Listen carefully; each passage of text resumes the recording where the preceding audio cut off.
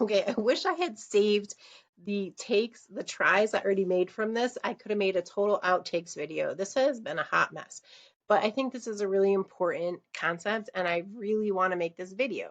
So Schoology is lacking a PDF editor. You can't simply upload a PDF and have students type on it or draw on it. So I've been looking for the perfect solution.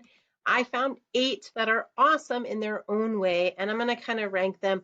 I'm going to start with the bottom, but by no means are any of these not good programs. They all are good and they all really have a use. Okay, so the first one I'm going to focus on is Kami. There's some reasons why I'm putting it at the bottom. It requires students to download an extension. It requires a Google account and access to Google Drive, and that's an issue in a lot of schools. There are some issues syncing with Schoology, and there have been reports of students losing edits, which is frustrating on all accounts. It does have some fantastic tool features, and it can be saved and submitted in Schoology or downloaded and then uploaded. Okay. So when you're in Kami, you're simply going to log in, and then I'm going to open from my computer. I have a Kami test assignment, and I'm just going to use that same file for everything that I'm showing you. So right here, do you see this? This is just to change the location of the toolbar. I just happen to like it on this side. So look at all these options. There's markup. Well, right now I'm on shapes. You can see I can change the color. I can have lines, all these different shapes. For drawing, okay, that's just simply doing this, okay. I can add text boxes. I can add a comment. Okay, so that's easy for if you're a teacher or if you're having peer editing. I can mark up, which means I can highlight, I can strike through, I can underline. Fantastic features, okay? Here's where you would download. Downside, aside from what I said, if your internet connection is at all slow, Kami is so laggy, so it's going to be an issue, okay? So let's move on to the next suggestion, DocHub. I personally love this one, but it doesn't work with all school devices, and you have to log in, either with Google or an email address. So although that's not a big issue, it's another login for students to remember. But it does allow the ability to sign documents, and that's a plus. And we can save it and then submit it in Schoology. So what does DocHub look like? Okay, I'm already logged in. Here is the test assignment that I was working on. You can see I already marked it up. So let's just scroll down where you can't see anything yet. I can add text. Nice that you can literally see where the text is going to show up. So if I wanted to label this Manus, which is hand, okay, you see choices here. I can draw freehand, change the color, change the size, okay. I can squares, rectangles, circles, lines, and arrows, okay. I can highlight. I can't do underline and strike through, but for me, that's not a big deal. I can add a comment, again, good for peer editing. There's eraser. This is probably just my favorite fun one. You can add stickers, okay. You can change the color, the size. There's a whole bunch, and you can customize them. And it does allow the ability to sign, okay. Here's where you would download it, upload it. I personally love this one, but again, there are some roadblocks for student use. ClassKick. This is a fantastic program. It literally is awesome. But this is where you would want to be monitoring student work in progress. If you had a whole completed lab and you wanted to watch students either in groups or whole class completing the lab, okay? Or you wanted to give a test that was already as a PDF. Anything like that is very easy for a whole class or small group monitoring. And it offers a huge range of tools for students, but it does require effort on the teacher part to upload it, assign it, you have to check it, and then put the grade in Schoology. And there's no option to save. So students could take screenshots if you wanted it in Schoology, but again, that's not ideal. If you want students to work together live and you want to see their progress live, this is the way to go, okay? It's just not practical for a lot of other instances. Now, when it first looks like to go to log in, nothing shows up. You have to click that box. And then I'm going to be able to log in. Here's where I would add an assignment, but you can see I already created this one before. And I have options for pen, highlighter, eraser, text box, lines, links, camera, and video, and microphone. This is a drag and drop, so I can have students manipulate pieces around. I can add a fill in the blank that can be self-grading and multiple choice self-grading. I can also add stickers for quick points, okay? So if I'm doing a lesson where I want students to be doing this with me or doing it with other members of the group, there's no better option, in my opinion, than ClassKick. So highly recommend it. And it does have some self-grading parts to it. But if you want something that is self-grading with a PDF, this is the program for you. TeacherMade.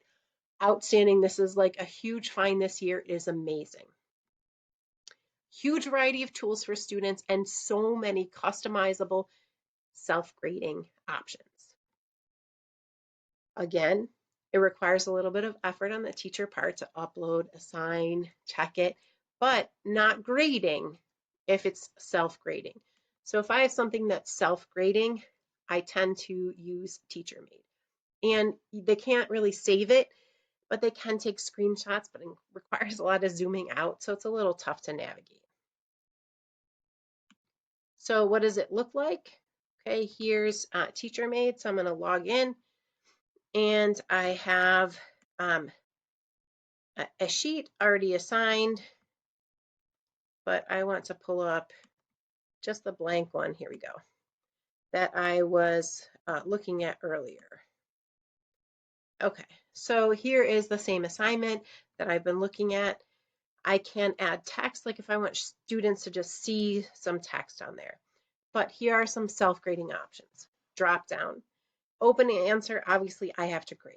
But then there's matching, true, false, multiple choice, check boxes, hotspot. So many options, okay? For students to be able to complete a worksheet and it grade itself. It's not an option in Schoology to have all those different question types in one spot, okay? So this really is a huge time saver, especially with self-grading. I highly recommend this program, and I use it frequently. Again, when students use it, there's not an option to download it, so they'd have to zoom out, screenshot it, or you just check it within this program. Okay, now we're on to the ones that it was a ranking system for these last four. First one, PDFescape. It has a free and a paid version. There's advertisements on the right side, and that's why it's at the bottom of this top four. It does have a ton of editing options, so it's a struggle which trying to balance that distraction with the great tools. And it's a little bit, I don't know, clunky maybe to navigate, but again, we can download it and upload it to Schoology. So we're going to use the free online, and I'm going to say upload a PDF. Now I'll go here. I'm going to drag the file over. Okay, so again, here are the ads, which can be a little bit distracting, especially if you have younger students or students with any kind of attention issues, okay? But some of my students do like it because look at all these options: text, image, link, line, arrow, circle, all this stuff. Plus this, you can add sticky notes, you can underline, you can highlight, strike out, add rectangles. Here's where you would just, you can move the pages around, okay? So this really has a ton of options. This green right here, the green box with the two sort of arrows pointing down, that would be what you would do to download it, okay? So if I want to freehand draw on here, it's easy, okay? And a lot of options, okay, to really truly annotate. But I just find it a little clunky in its workings plus the advertisements. So this one I'm not interested in saving. Okay, PDF to go is next. Now, to be fair, if it weren't for the advertisements, this one would have been ranked one below, right? It will ask you for a Google sign-in. It's not required. It's going to ask you to install an extension. You don't have to. It has quite a few options. Not as easy to navigate, but you can download it and upload it into Schoology. So let's look at this one. So here's my assignment, and I am going to drag it here so it puts it into the program. Okay, it wants me to sign in. I don't want to. Okay, we have a lot of options. We have text, we have pencil, so we can just draw. Okay, when we look at options, here's where we can change the color. Now, I just like this view. You can zoom out though to give a little bit more room. I just don't really like how this menu pops up over here. And it's just, I don't know, it's just not my favorite layout, although it does give you a lot of options. And some of my students do prefer it, okay? Again, if you want to download it, you're gonna do save as, and that's it for PDF, okay? Next is PDFCandy. Now, you just want your students to type on a document, this is what you want. In the beginning, there's a ton of options, so I'm going to give you a suggestion for that. There is one that allows a signature.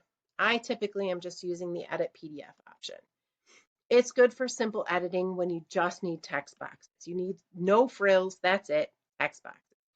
And students can download and upload into Schoology. So whoa, a little bit confusing, right? So I always use this Edit PDF. So again, this is the link you can share with students so they don't have that overwhelming screen at first. And then I can add my file. Again, very clear on what it's doing. So no frills. Here's the document. I can type with text, very clear that I can change the color and the size. When I click, here is the nice thing. Look, literally, did you type what you wanted? Yes. If you click on it again, okay, so I'm clicking and it's wanting to make a new text box, okay? I can undo if I wanted to get rid of that one. You can draw boxes with this one easily. You can fill them in if you wanted a filled in box. You can highlight and you can strike through. But basically, this is great for simple text boxes. And then you would click Apply Changes, and then it's where it's going to come up with the option for you to download it. Okay? So if you just want text boxes, this is where to go. Last one, Smallpdf. This is my favorite for students, and this is the one hands down I will recommend. You, as the teacher, don't have to do anything except for share the PDF and share a link to this program. It will ask you to install a Chrome extension, but it's not required. Again, this is another one that has a ton of options, but you can narrow that link down. And there is one, again, for signature. I also just use Edit PDF. It has fewer options than some of the other programs, but more than enough for classroom use. Literally, I find this one ideal, okay? Let me show you why. So again, here's the overwhelming menu. If I just share this link, this is what students see instead. Okay, that's much less overwhelming. All right, so accidentally double clicked instead of dragging it over. Okay. Here we go.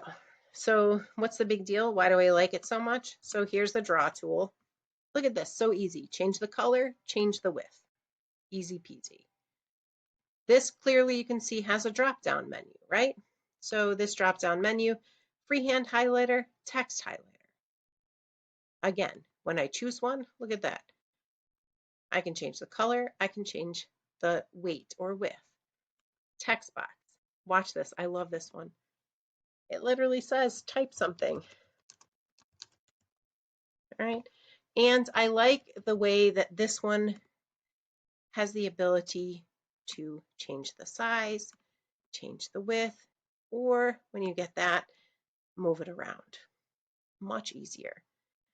I can add rectangles, ellipses, lines, arrows. I tend to like these arrows a little bit better. Let's change the color so you can see. Again, let's add another arrow, right? You can add an image. Again, no frills, not tons of the other stuff, but far enough that you need lines, arrows, drawing, text boxes. Literally click download, that's it, done. So if you are going to want your students using a PDF editor, I overwhelmingly recommend Smallpdf. All of these other programs have great features. I will not stop using ClassKick. I will not stop using TeacherMade. And for my own personal use, I will use DocHub the majority of the time. But Smallpdf is really what I'm encouraging my students to use. And there's my overview of PDF editors. This is really a piece that's missing from Schoology. So hopefully this gives you a little bit of insight and you like it as much as I do.